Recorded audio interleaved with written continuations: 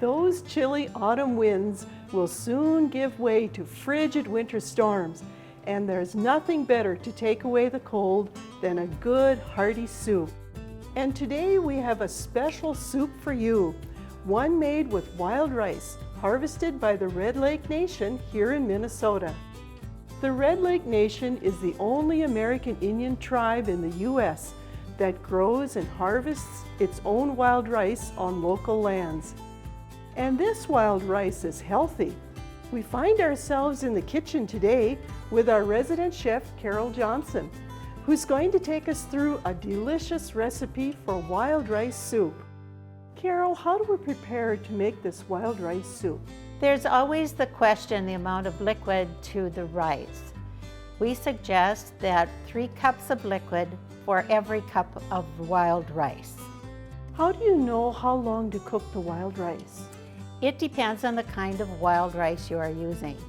The quick rice will take you 25 to 30 minutes, where the longer rice will take you 45 to 1 hour. Sounds good. Let's get started. And Carole, what are the ingredients? The ingredients are 6 strips of bacon, 1 small onion chopped, 2 cups of washed and fully cooked Red Lake Nation wild rice, 3 cups of chicken stock, 2 cans of cream of potato soup, half a cup of sliced mushrooms, 2 cups of half and half, 2 cups of shredded cheddar cheese, and green onions, optional.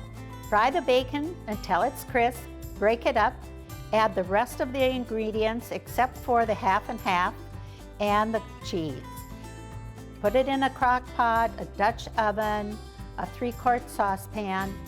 Cook it 20 to 30 minutes. At the end of that time, add the half and half and the cheese, and you will have a marvelous wild rice soup. To find wild rice growers in your area, go to minnesotagrown.com.